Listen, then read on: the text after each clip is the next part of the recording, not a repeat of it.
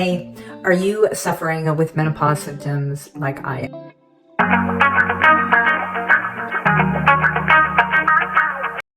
Hey, Christine here. Happy vlog day. And today is episode 4 of my new blog here on YouTube.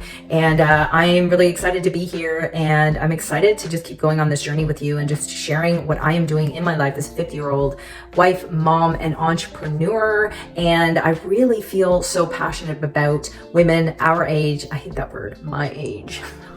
Women my age, really stepping out, stepping up and doing things differently and making our own money. And if you missed the episode from last week, I talked about 5 things that every woman over 50 should definitely own or have. And that was really good. So if you missed it, go back and check it out. And so I promised y'all that I was going to be doing a 3-part series specifically on menopause because, hey, I mean, let's talk about it, right?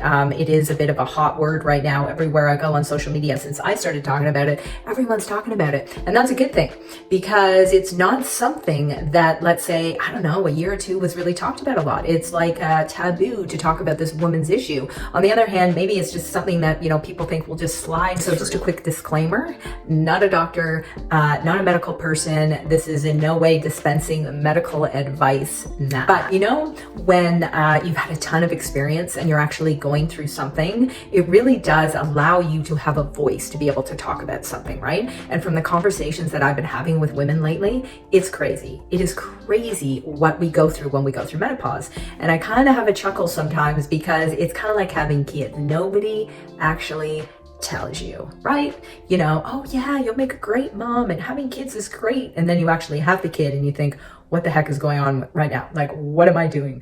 How do I bath this thing? It gets a bit crazy. So menopause is kind of the same thing. So here's the deal. What am I going to talk to you about today?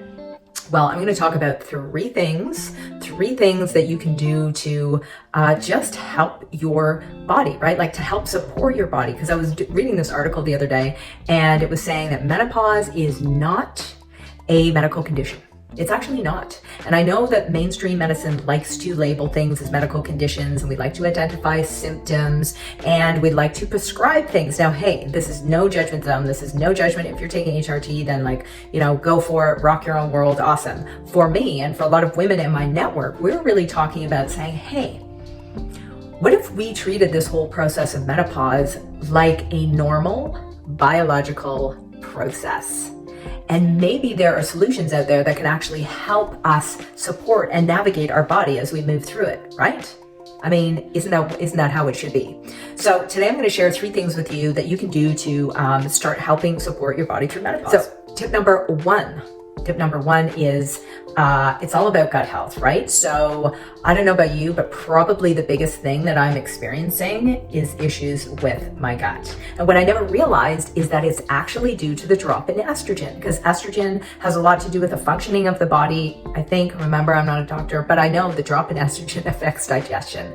And it's a crazy thing, right? And if your gut isn't off, so is your mindset, so is your level of joy and happiness. And let's face it, who likes bloating, right? It's so uncomfortable and it affects how you feel about yourself and the clothes that you can wear. It's not good, okay? So some things you can do for your gut is absolutely start bumping up your happy microbe population, right? So the microbiome population, the good bacteria, and what breaks down the good bacteria is stuff like stress, too much sugar, maybe alcohol, if you like your red wine like I do. And so you want to try and keep that balance happy, right? And how do you do that? Well, you want to boost the microbiome with good bacteria, right? And so you can do that through some foods like yogurt.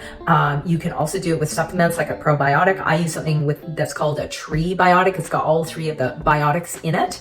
And I've got a little routine for myself now where I have that with a scoop of yogurt at the beginning of my day, and it really helps settle my stomach. Now, at the end, I'm going to share with you a supplement that I've actually been using that supports the hormones through menopause, and it's done I can see an ab. It's crazy. I can actually see an ab. So it's pretty dang exciting. Okay, so the other thing about gut health that might help you is make sure you're getting enough fiber, right? And a really good high fiber food is avocado. High in fat, it's really satiating, high in fiber. Try and stay away from too much fiber from bread. I mean, some people love bread. Like, who doesn't love the smell of fresh bread? That would be me. But you want to try and stay away from the starchy carbs, as that's not going to do your gut any favors. And so number 2 tip is your fitness and strength, right? And so if you're a woman, you know that like gravity takes hold anytime after sort of 30, right? You can start feeling it come on little bit by little bit. Gravity just takes hold, right? And the other thing that happens is your bone density is at risk, right? The density of your bones, your calcium, the minerals in your bones start to actually decrease, right? And the other thing that decreases is your muscle mass, right? That is across the board with everybody, but women's muscle mass actually decreases at a way more rapid rate than men.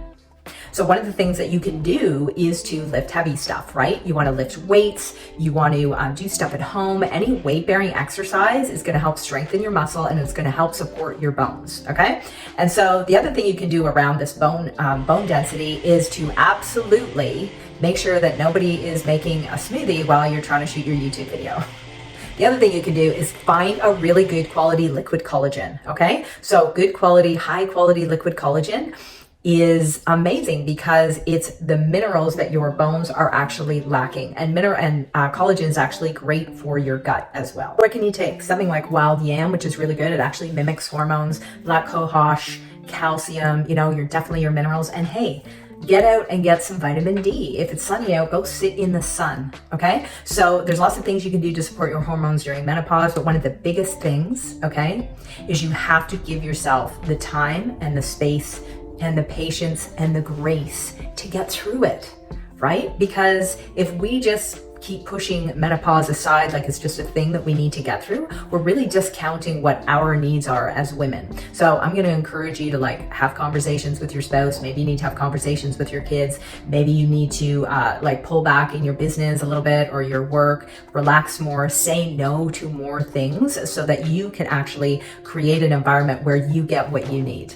So I hope you got some value from the tips that I shared today. Check out the resources I have below for you, because if you're a woman in menopause, then you might want to do what I'm doing. You might want to try some of the products that I'm using, and you might want to hop into the community that I'm a part of, where we're all going through the hormonal change and really letting each other up, supporting each other, and making sure that our voices are all heard. So stick around for next week because I'm going to be talking money mindset.